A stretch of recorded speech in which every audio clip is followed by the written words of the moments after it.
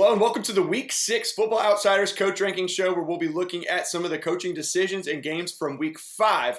I'm Ian O'Connor, Senior Data Analyst at Football Outsiders. Joining me as he does every week is Vince Verhei, Football Outsiders Assistant Editor.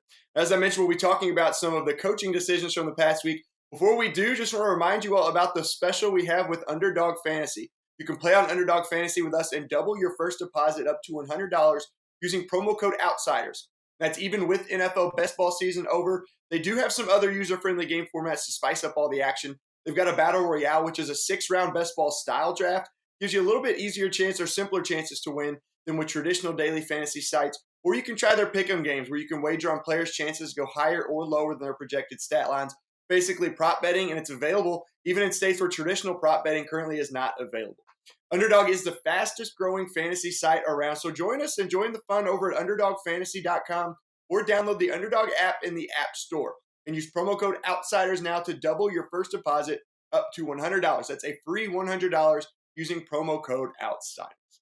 So jumping right along into things here, the big story has been covered a lot this week, but for us, Matt Rhule fired out in Carolina. The big question, or not really a big question, but a big question is who's next? But what did you think about this firing? I'm sure you were not surprised that it happened. Maybe surprised it happened this soon, maybe not. The timing was very weird. After last season would have made sense. After this season would have made sense. I'm not sure what the point of firing him after 5 weeks is, other than, I guess there's something to be said for acknowledging a defeat and a mistake you've made and cutting costs, or that's the word, a sunken cost, and acknowledging a sunken cost and moving on to the next regime. But it's been a bad tenure. It was getting worse. They could have traded for Baker Mayfield right away, given him an entire off season to prepare. Instead, they didn't trade for him until July, and then with precious time ticking away, instead of sticking him as the starter when it was plain on the surface that Baker Mayfield's a better option than Sam Darnold. They had a charade of a quarterback competition. It's been 5 weeks of this now. They still look like they're in preseason mode, and they're not alone in that front, as we'll get to here shortly. But it was a disaster on every level, and it was inevitable. So I guess why delay this? But the timing is strange, and it's done now. I don't know. Yeah, like why delay it? Because after more and more losses, which are going to come, the media is going to, people, it's going to be a talking point. People are going to be coming for it. Get ahead of it. Maybe send a message to the team like, hey, it's not working. Let's try something else. Steve Wilkes, I believe it is taken over. Surprisingly, was maybe not surprisingly again saying that, but was let go after one season in Arizona years back. He's taken over now. Now, Matt Rhule came in, was 25th in our coach rankings in 2021, just 12th in CCI, which is the fourth down decision-making metric, 30th in 2020. So we got a little bit better up until last year. Went from dead last in fourth down decision-making to 12th. He was 11th after week 5 this year. Obviously, there's more to coaching than fourth down decision-making, and a whole lot else was wrong, as we know. Lots of talk now maybe about some of those pieces just being traded off, things getting blown up, at least in the fantasy world. Christian McCaffrey, there have been rumors the Bills have inquired multiple times, maybe the Rams. But I mentioned Steve Wilkes taking over now. What is the rest of, or what's left of the team after Matt Rhule? He was gone after 1 year. Who is next to be fired, and is it a coach who's also in his first year, maybe Nathaniel Hackett? What do you think? So we covered this. I covered this with Aaron Schatz and Brian Knowles on the FO Data show earlier this week, but it's funny enough to bear repeating.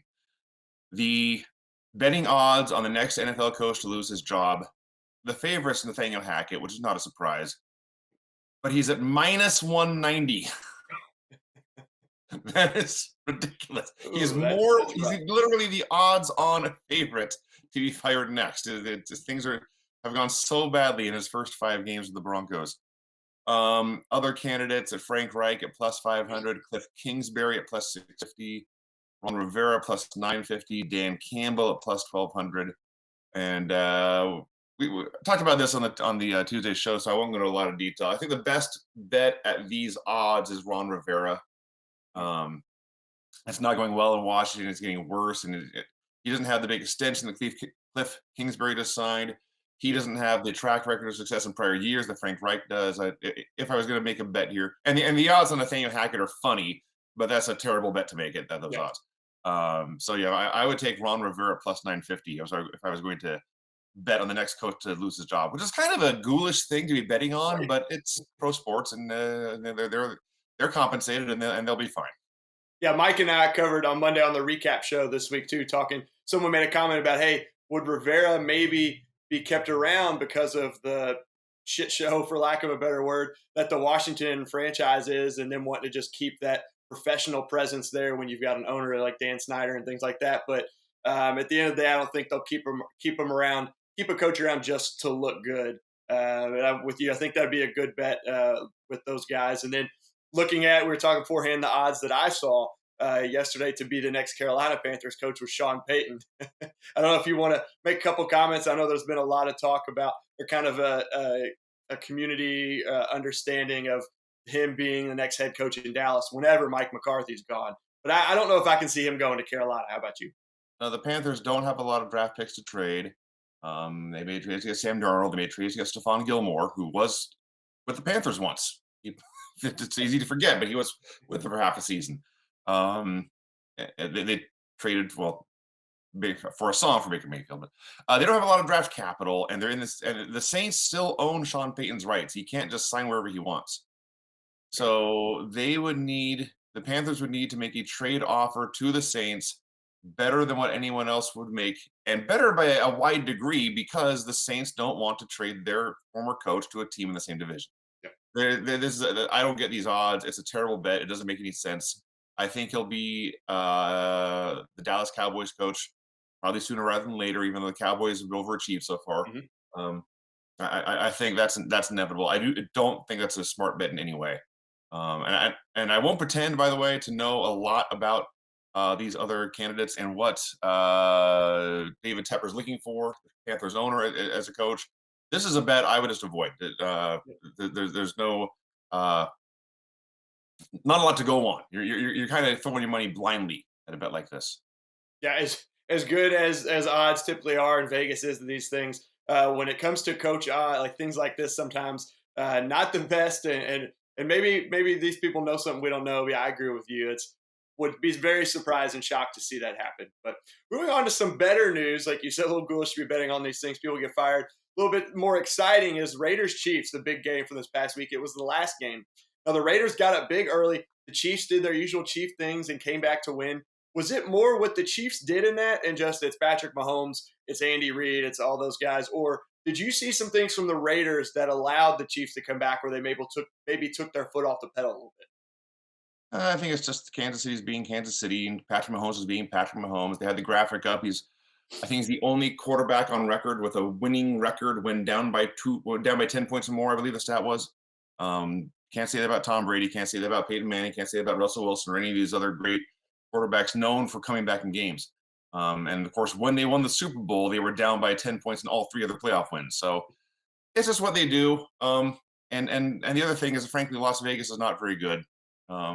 Their pass rush is weak. Their coverage is weaker. They have big problems in the offensive line.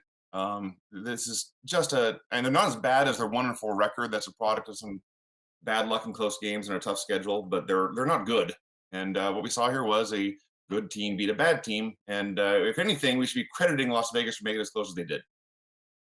Yeah, it ended up being a really good game there. There was the turning point for me, though, I thought in this one that allowed the comeback or kind of sparked the comeback is what we saw the Chiefs against the Texans that same year that you're talking about. They won the Super Bowl where they made that big comeback. It was a 4th and short field goal where the Raiders had 4th and 1 from the Kansas City 34. Then they switched out, sent their field goal team out real quick, decided to kick. It wasn't a huge error in terms of win probability, but it's a 2.9% error, so nothing massive. But early in the game, at least in the first half, it's a significant amount. And Troy Aikman on the broadcast said, make it a 3-score game. And I was thinking the same thing. Aaron Schatz tweeted this as well. It was only the second quarter. There's not like 10 minutes left in the game. A 3-score game in the second quarter isn't as big as a 3-score game, 10 minutes left in the game. What did you think about that decision by McDaniels to switch up and send the field goal unit out? We've just talked about Kansas City and Patrick Mahomes' record and comebacks and whatnot. And listen, a 3-score game against Kansas City in the second quarter, you need to think of that like we're tied with Kansas City in the second quarter. because he's gonna get more points. It's inevitable. There's nothing we can do. We got to try to match it. So yeah, they played a little timid. I think timid's a good word there on that decision. And you can't play timid against Kansas City. They're gonna score points, and if you try to beat them with field goals, that's not going to work very often. Yeah, and he switched it up and wasn't timid later in the game when he decided to go for 2 down 1. It was an odd decision to me. 4:27 left in the game. The numbers are basically even on this one, whether to go for 2 or not. I didn't like the decision with that much time left in the game. What did you make of that? I don't get it at all, honestly. If there was 5 seconds to go, Mhm. I would say, hey, let's go ahead and just try to win now and not deal with overtime or not deal with giving Patrick Mahomes the ball back. So that would make sense to me. But there's 4:27 left, and that's plenty of time where even if you get the 2-pointer, now you're forcing the Chiefs to play aggressive to get at least a field goal to beat you. There's still 4.5 minutes left. They got plenty of time. Um, you're forcing them into 4-down football maybe if they're on their side of the field. Um, it doesn't make sense. And then if you don't get it, as we saw, well, now what on earth makes you think you're going to get a stop and get the ball back with any time left? And they didn't really. So it's very strange. It was strange in a vacuum, and given this matchup, especially with Kansas City's offense against the Las Vegas defense, I don't get it one bit. Yeah, you mentioned making them be more aggressive and probably even more aggressive than they would normally be, being the Chiefs because they didn't have Harrison Butker. Matthew Wright, I think it was, already missed a field But goal, yeah. so they're probably not going to. They might don't settle for a field goal if they have to, Mhm. but probably going to say, "Hey, let's try and get a touchdown or get as close to the end zone as we possibly can." So that was again some questionable decisions there. Really had every chance to win that game. Up 17 points. Did have some good fourth down decisions. We saw the touchdown on the first one, but overall, the Chiefs, like we said, did what they do. Came back and won that one. Now, A moving lot of on people to another team, there's been a lot of talk about the Cleveland Browns. So all the talk coming into the year was, what are they going to do on offense without Deshaun Watson? This defense, the running game, is going to be big and a big factor in them and what their record is when Watson comes back. They were 11th in defensive DVOA last year, 7th against the pass, only 23rd against the rush. They were 5th overall through 5 weeks. Different schedule, obviously, different teams. But so far this year, they're 30th overall, 16th against the pass, and dead last against the rush. Now, there's a lot of talent on that side of the ball. Got a lot of young talent on the team in general. But I've seen a lot of people, Browns fans specifically, uh, calling for Joe Woods' job over there on the defensive side of the ball. Is it all his struggles that you've seen, or his strategy causing struggles? Or are they doing things wrong like we've seen teams have bad strategy against Mahomes and blitz him and it backfires? Is it that type of thing, or is it more on just the players and the team just not executing well enough? I'm going to, if you'll bear with me here, I'm going to read from the Cleveland Browns chapter of Football Outsiders 2022, written by the excellent Rivers McCown here. In the main body of the chapter, he notes their major defense. The chapter, of course, is mostly devoted to Deshaun Watson and the morality of all that. But in addressing the actual team on the field, he adds in the main section, their major issue is going to be stopping the run, as they have only finished above 20th in run DVOA once in the last 3 seasons.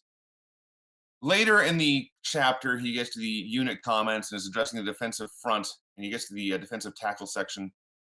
Cleveland added former Jaguars first-round pick Taven Bryan in free agency, but Bryan has been a sporadic producer at best.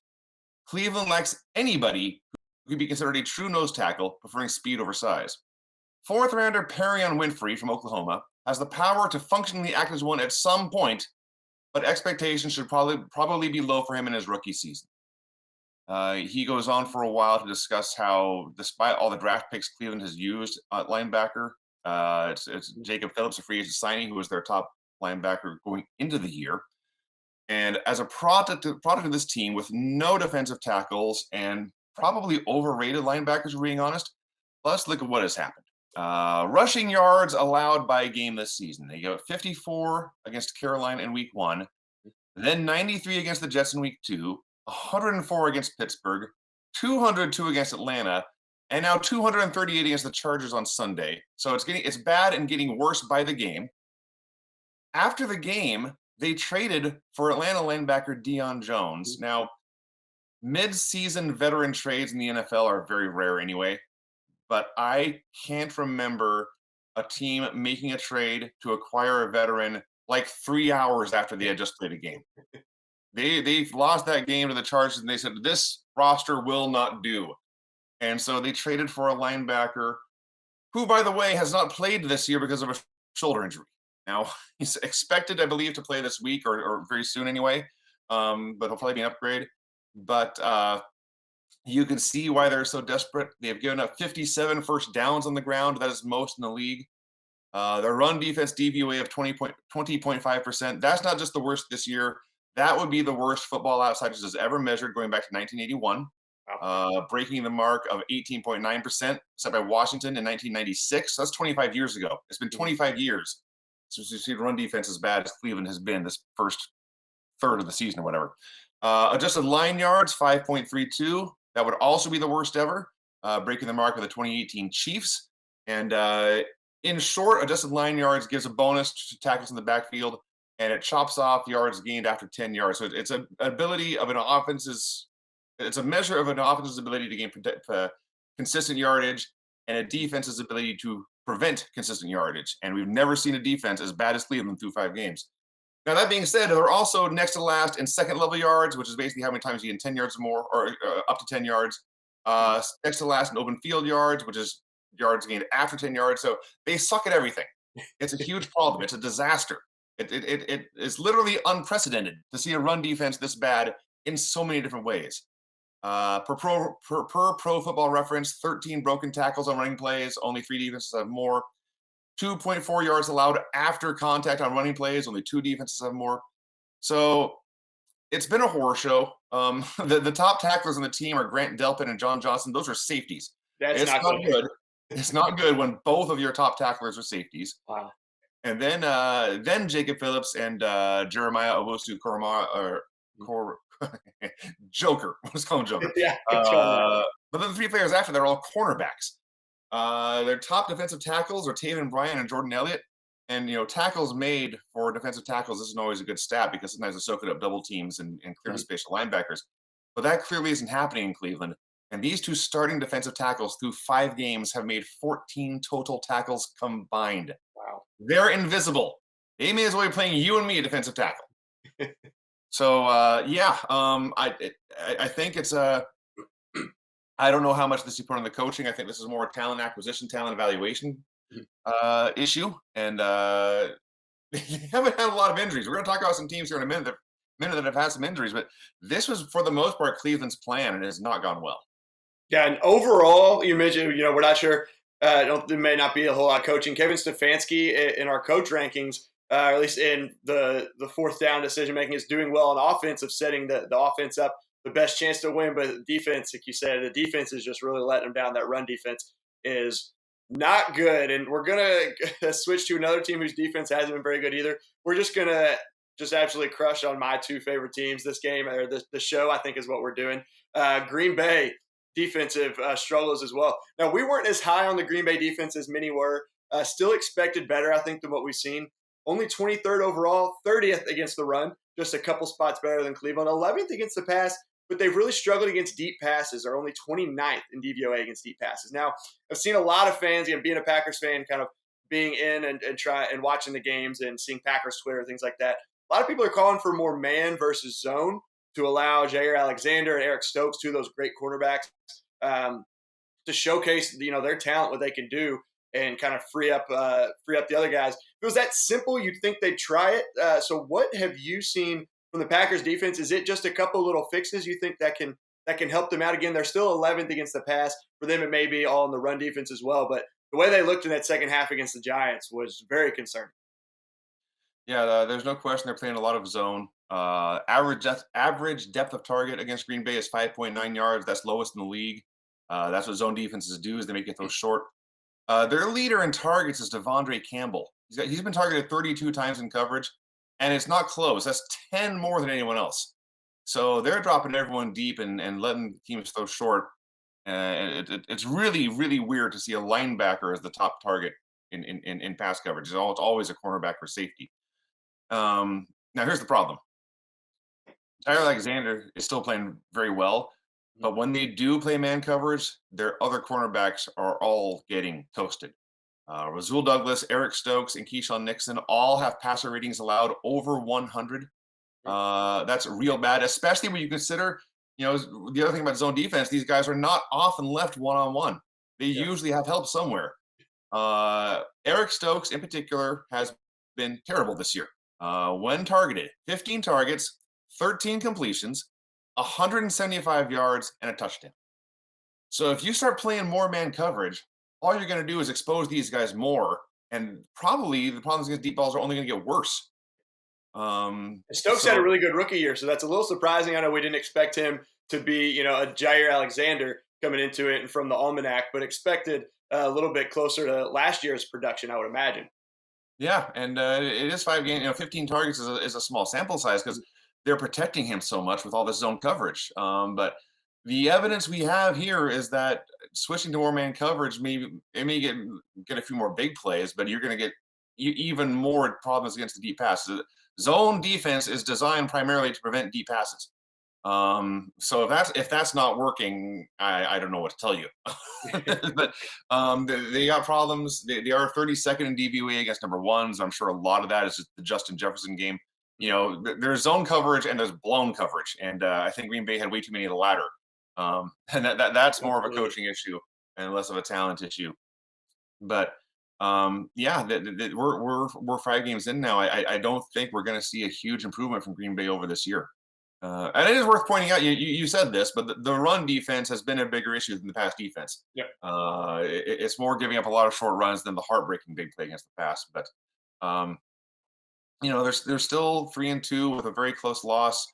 The ship is not sinking. We don't need to panic or anything, but it's time to kind of recognize this team for what it is, and maybe a team not as strong, certainly as the general public thought, but maybe not even as strong as we thought they were going to be coming into the year. Yeah, it's still in that NFC North where they still have a chance to win, only a game back of Minnesota, a game ahead of Chicago, has a better record than what they are. So really a lot of room. And one thing that I kind of am hoping for, and this was part of my prediction and our staff predictions, was that the team kind of like in Brady's first year, they had that late bye week. Maybe the offense gets it together and just the whole team kind of comes together late in the year. But right now, if the defense doesn't get better, that's not going to happen. So going to be interesting to see. Again, we're 5 weeks in. That's a good amount of games to kind of to see what you've got in that team. Switching over to the offensive side of the ball, though, we've talked about the struggles for a couple teams on defense, but the Rams offense outside of Cooper Kupp is really struggling. 26th overall, 25th in both passing and rushing.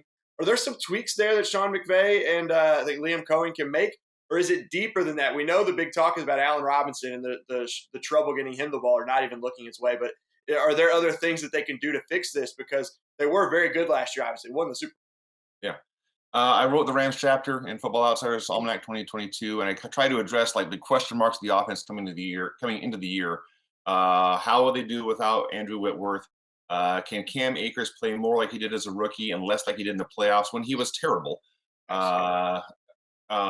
Is Allen Robinson washed up? And do they have any depth to survive any injuries that might strike them? And usually when you ask questions like this about a team, you find out half of them work out and half of them don't. That's just obvious odds. That's true for most teams in most seasons. The answer for the Rams has been a huge, giant, screaming thumbs down to every single one of them. Like everything that you might have predicted might have gone wrong has gone wrong.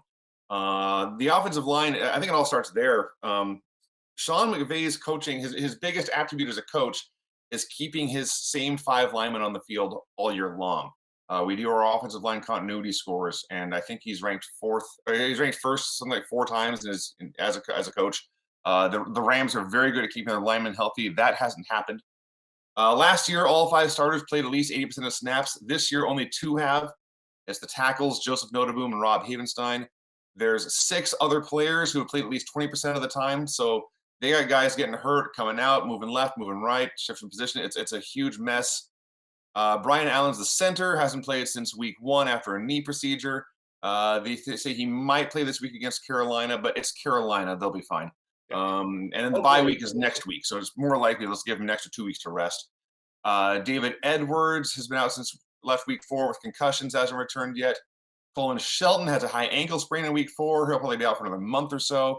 So the interior of this line is a mess with backups playing everywhere. And we should also note, by the way, Joseph Notaboom, the plan was that he would replace Andrew Whitworth, and he has, but it's clearly a step down. So they're worse at 4 of the 5 offensive line positions this year than they were last year. That's the biggest issue, honestly, to me. But there's more. Cam Akers, as noted, looks as bad as he did in the playoffs. Allen Robinson looks like beyond washed. He's tied for 4th on this team with 12 catches. The player he's tied with is Darrell Henderson, who's a part-time running back. He's not even a starter. Robinson's got a catch rate barely at 50%, less than 9 yards per catch.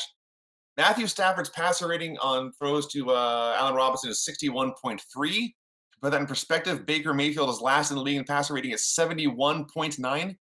And passer rating is usually higher to wide receivers. Yeah. So that experiment has gone up in flames. Van Jefferson has not practiced since August after a knee injury. So they have problems everywhere. And the biggest problem is, and we can talk about some of this on defense too, but this is a team that had lots of talent drain after winning the Super Bowl. And they've now suffered a lot of injuries. And there is zero depth in this roster because this is what an NFL roster looks like when you do F them picks for 5 straight years. When you trade all your picks away, your depth stinks. And they were fortunate that they didn't suffer major injuries in the Super Bowl year, like most Super Bowl champions. They're fortunate that way. But they're not as fortunate this year, and the injuries have hit them hard, and they're not prepared to deal with them. Yeah, they did get that Super Bowl too, so maybe it makes it all worth it for a lot of fans. But at the same time, you want to still be – you win the Super Bowl, you want to remain competitive, and they're just not looking like they've got it together. But a lot of time, hopefully get some guys back from injury, like you mentioned, in a few weeks. Hopefully it's not too late. The NFC West out there with the Cardinals not looking great, the 49ers, decent Seahawks, been surprising, but a very still winnable division for them in the West. So now I'm pretty. I really like San Francisco at this point.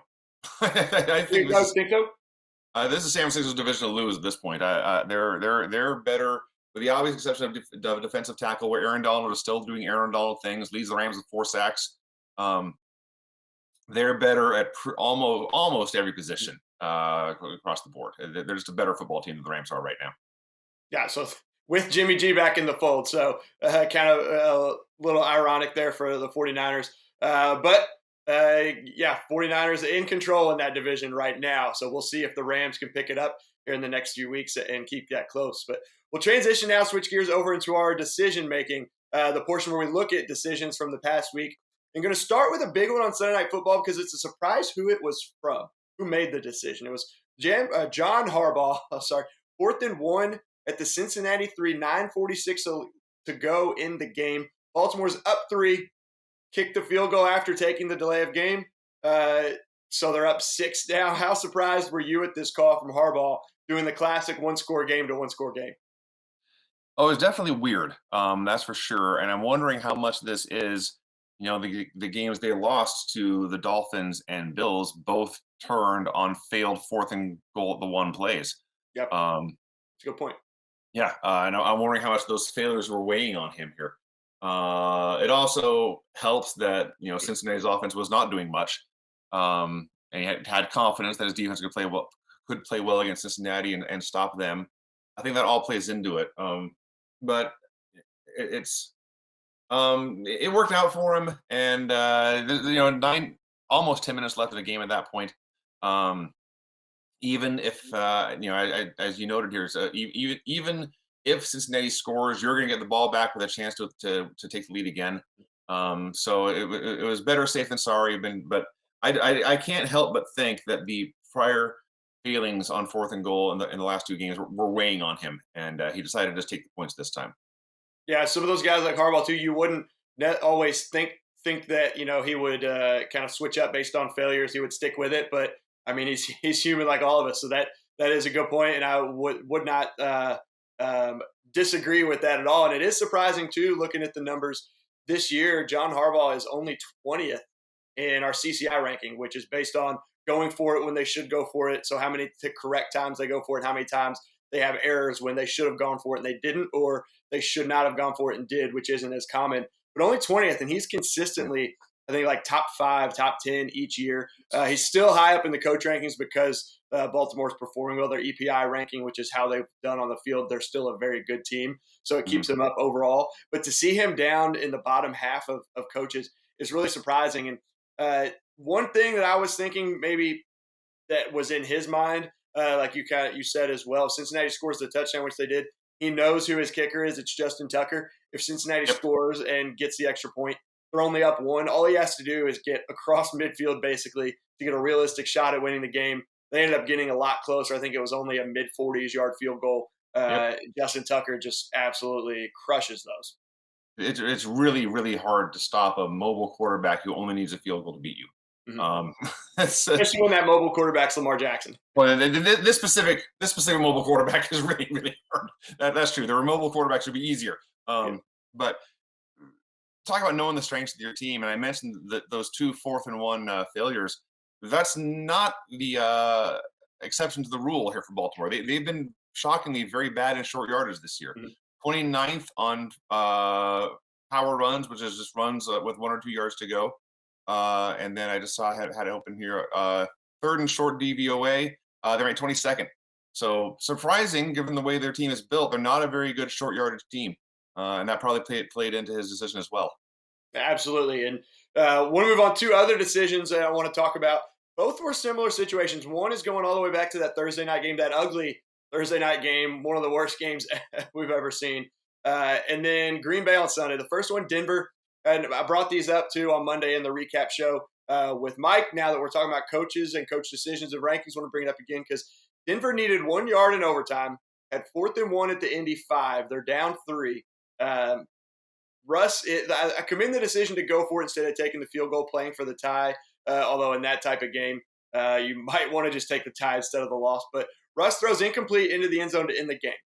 Now, they only got 1 yard on the 3rd and 2 rush, so I'm not necessarily saying, hey, if they go for it, they're going to get it. If they're going to run the ball, they have to run the ball. But you don't have to get into the end zone there. For me, watching that game, I feel like you call your best play, just pick up the first down, then you give yourself 4 shots at the end zone. Obviously, easier said than done, but when you're in that type of game where they really haven't been able to, neither team's been able to do much, I look for them to go for the first down, give yourself 4 shots at the end zone. Instead of going for it all into the end zone, throwing into the end zone, a very congested area, you're at the 5-yard line. I was driving at the end of this game, listening to the game on the radio, and when they had the 4th and 1 with the option to kick for the tie or get the win in overtime, at the top of my lungs, I was screaming, "Kick it, kick it, kick it!" And of course, they did not, and we saw how that worked out for them. It's been 5 games now, and the Broncos have dedicated themselves to screwing things up inside the red zone. It's their medium, the way an artist might use paint or clay. It's been now 21 quarters, I believe, of just making a mockery of easy scoring chances. The Indianapolis Colts, their opponent on Thursday, are the 2nd worst offense in the red zone with a DVOA of minus 48.5. Denver's the worst at minus 88.3. Almost twice as bad as the next worst offense. They are worst in red zone passing. They are worst in red zone rushing. They're somehow next to last goal to go. I'm not sure how that works, but there was, I know your number, you can break out the spreadsheet. They'll say teams converts this often on 4th and short versus kicking the field goal 4th and short. Denver's chance of picking up, Denver's chance of catching a ball or running a ball and picking up a first down was 0%. A couple other overall odds of 5% because the Colts are bad. Maybe they do a penalty, maybe they get a hold or an offside or something. So maybe there's that. I won't say 0. I won't say overall 0. But there's no way this offense was going to get it done on its own. There's no way. There was no way. There was no way. And they had a good play, and the receiver was open. And Russell Wilson, who just looks lost. I don't know what's going on with him, but he never looked that way, and he threw to a covered player, and they lost the game, and now he's got a torn lat. Oh, what a mess. But getting back to the specifics of this decision, not 100 times out of 100, I would have kicked this field goal. Nathaniel Hackett probably is remembering back to when he got in trouble and got criticized for kicking the field goal and said, if this was a 64-yard field goal, I would tell you something different. But they were at the 5, right? Yeah, they're at the 5-yard line. Yeah, at the 5-yard line. Yes, and yes, and and he didn't know at the time how bad his offense was going to be in the red zone all Yeah. year. Now we know. We have more information now. Yeah, again, So the time probably is better for them in a situation as bad as they are. Um, but yeah, I still, if you're going to go for it in that situation, I lean towards getting the first down, or at least trying for the 1 yard for the first down instead of going straight to the end zone. Green Bay had a similar situation I want to cover as well. 3rd and 1 at the Giants 6. They're down 7, 1-11. So they have to go for it. They don't have a field goal option. But it's right. 3rd down. A.J. Dillon's on the field. They don't give him the ball. Rodgers throws 2 straight passes on 3rd and 4th down, batted down at the line of scrimmage. Aaron Jones and A.J. Dillon, I saw in this one, only got 19 carries after averaging 26 plus in the first 4 weeks. I think A.J. Dillon only had like 6. But he's your big bruiser back. I think if you're going to – you got 3rd and 1, give the ball to Dillon. This could have been a lot of things I've seen. I haven't seen like a confirmation of it. I don't know if we'll ever get one. But saying Rodgers checked out of a run to a pass based on what he saw us in that. But either way, whoever you are, LaFleur, Rodgers, I feel like you got to be smarter. Give the ball to Dillon. Let him just bulldoze forward for 1 yard. That's all you need. He might even score. And then again, like Denver, you get 4 shots at the end zone. I don't know whose decision it was, but I like the decision to just make sure you get the first down on 3rd down and give yourself 4 shots instead of 2 on 4th down. Let's see. The New York Giants defense ranks 6th in 3rd and 4th and short DVOA. The Packers offense, that's the wrong page. It was below average. I just had it in front of me. So that is a bad matchup. But that includes all plays, runs, and passes too. Right. It doesn't really help us that much. You have a running back named Quadzilla. Mhm. It's trusting him on a couple of short power runs does not seem like the worst idea in the world to me. On the other hand, you also have at least 2-time MVP, the 2-time reigning MVP. I think at least one more before that. So trusting him is not a bad idea either. Honestly, the biggest problem is that they were that close to the end to begin with. Even if they had escaped with a win here, it would have been a bad win. A bad loss is much worse than a bad win. Don't get me wrong. But as far as what's going to happen down the future, and I know the Giants are 4-1, and they're way better than I thought they'd be. Way better than I thought they would be. It's fun. I don't think they're going to finish, winning 80% of the games. I don't think they would necessarily be a playoff favorite right now. I think they've been beating some bad teams here, and then beating one team we thought was going to be pretty good in Green Bay, and who still is pretty good even with this loss. But anyway, you gotta win these games in the first, second, and third quarter. Don't leave them on the line in the fourth quarter. It's Daniel Jones, man. I know he's not had his best year. He was better as a passer last year. He's much better as a runner this year. But this is a vulnerable team, and you had 60 minutes to win. Don't let it come down to the last play. 2 disappointing games in a row for them. With the overtime win against New England, and then they came down to the last second, and this one against the Giants in London. Lot of improvement needed there in Green Bay.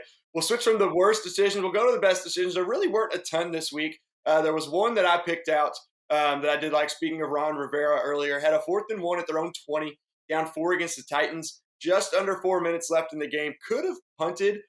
Still had 2 timeouts, a 2-minute warning. They did just force the Titans into punting the last 2 possessions, and 4 of their 5 second-half possessions resulted in punts. They got 1 touchdown. But he chose to go for it, and they converted. They did not end up winning the game, but they converted this one to keep the drive alive, I believe.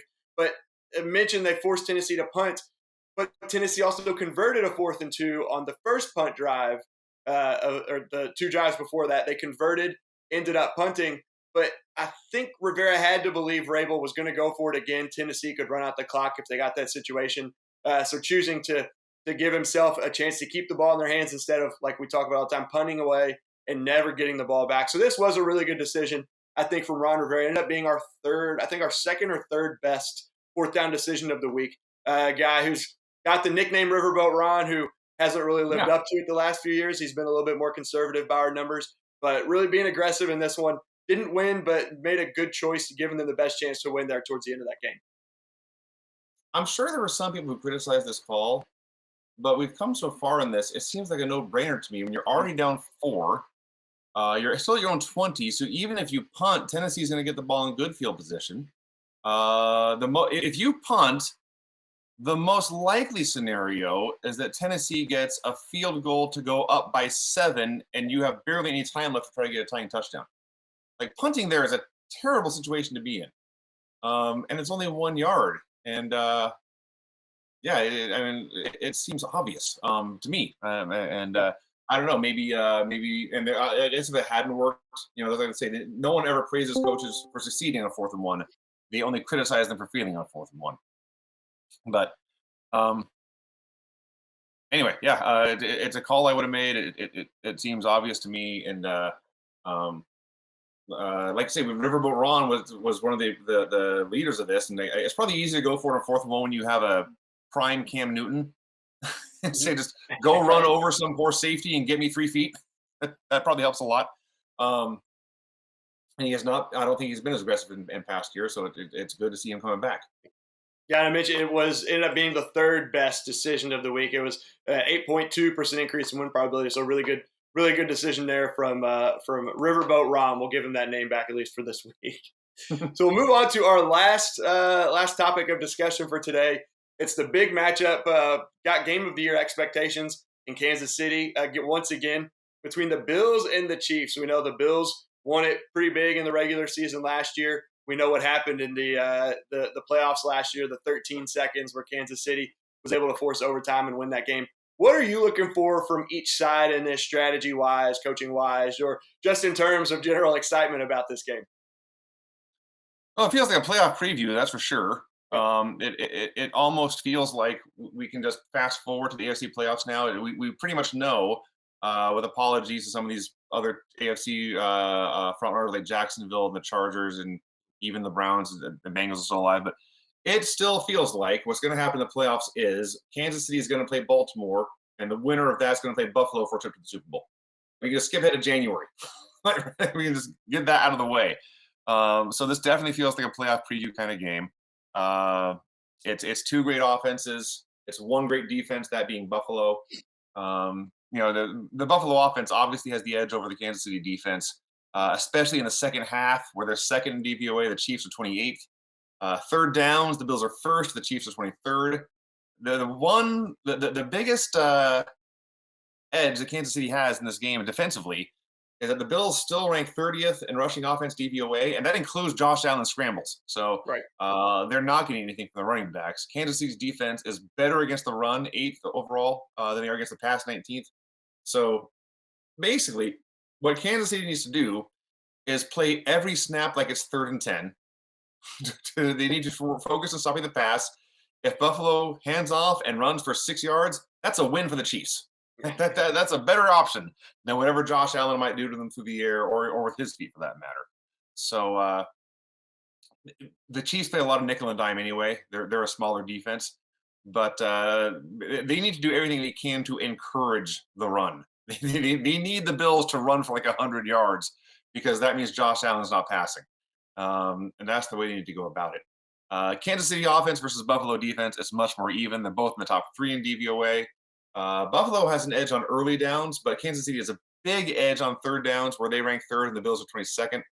And even bigger on 3rd and long where they rank 2nd and the Bills are 27th. And being the best in a bad situation does not mean you should seek out being in that bad situation. I'm not saying the Chiefs should take a sack on 1st down on purpose or anything, but it does show you that Patrick Mahomes can do miracles on third downs, and the Bills have been vulnerable to miracle plays. So that sounds like it's going to be very, very exciting. And looking for more holes in this Bills defense, it's not against the run. They're 1st in adjusted line yards. They're 1st in stuff rate, 4th and 2nd level yards, 2nd in open field yards. They have no weaknesses against the run. So Kansas City needs to encourage the pass on both sides of the ball. And here's the biggest problem for them. When you look at their receivers, Juju Smith-Schuster and Marquez Valdes-Scantling, they're basically receiver 1A and 1B. They don't really have a wide receiver 2. With McCole Hardman being the 3rd receiver. And, of course, their top receiver is their tight end, Travis Kelce, which is great against most teams. And you look at these Bills, they're about average or they're above average, but not dominant in coverage against wide receiver 1s, wide receiver 2s, and other wide receivers. But they're the best defense in the league against tight ends. That's a problem for Kansas City. Matt Milano is probably the NFL's best linebacker in coverage.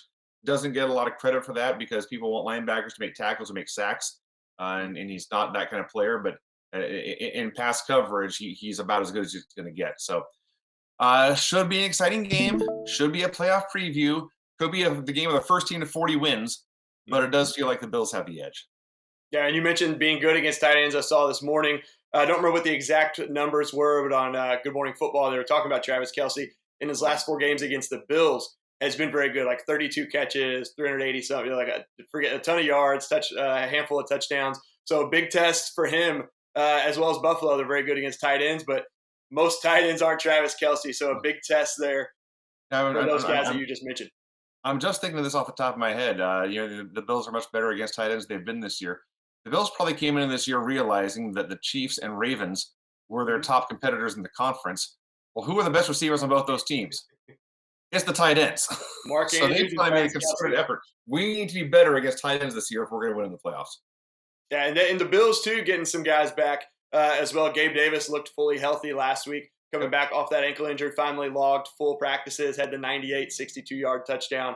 Isaiah McKenzie, I saw today, cleared concussion protocol, full participant practice. So they're getting some guys back. Tre'Davious White, I think it's at practice. I don't know if he's expected to be back in play, but they're getting him back. But definitely getting some pieces healthy on offense. They're a top three defense, and they have not had their best corner play a single snap this year. Yeah, that's dangerous for the rest of the NFL. That's very scary. Yeah, so that a big one again. It's Sunday afternoon. I think it's a 4:25 game. So really looking forward to that one between the Chiefs and the Bills. Again, potential AFC Championship preview. So that'll do it for this week's edition of our Coach Rankings. Before we go, though, don't forget you can get that free $100 from Underdog Fantasy using promo code OUTSIDERS. They'll match your deposit up to $100. Again, using promo code OUTSIDERS. Also, don't forget to sign up for FO Plus at footballoutsiders.com/subscribe.